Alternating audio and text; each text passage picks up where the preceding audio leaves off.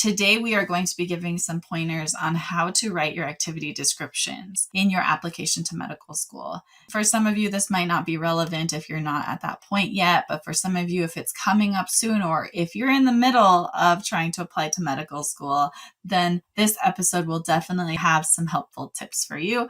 And they will be helpful whether you're applying to MD schools or DO schools or both, since both of those applications require activity descriptions. To summarize a few of our key points, 1 is show, don't tell. 2 is don't just throw buzzwords in there because you think somebody wants to read them. And 3 is keep it personal. You are a person, not a resume. Now, before we begin, I want to mention that I've been busy the last few months working with our second cohort of students in our application coaching program. This is an incredible program that we have developed over the last 2 years, where we help to guide students through the entire year-long process of applying to medical school. We offer one-on-one feedback and editing sessions for primary application essays, including your personal statement, your activity descriptions, and your secondary application essays.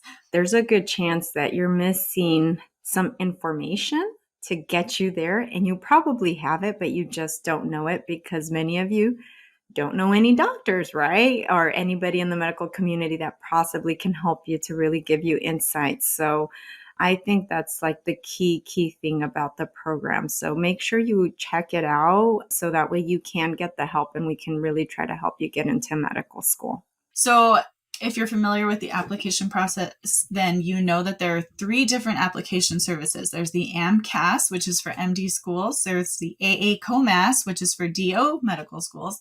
And then Texas, of course, they like to do things their own way. They have their own application system called the TMDSAS. And the AMCAS application for MD schools allows you to have up to 15 activity descriptions.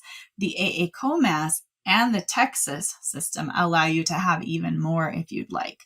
But I would say because of AMCAS, 15 is kind of the standard. For AMCAS, each description has a character limit of 700 characters. For AACOMAS, it's 600 characters, so just a little bit less. And for the Texas system, it's 300.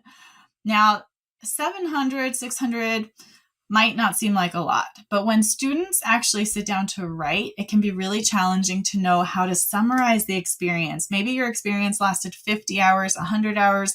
I've seen experiences that are 2,500 hours if it was a job. So what do you include? What do you not include? How much detail should you add? Should it be a technical description or should it tell a story?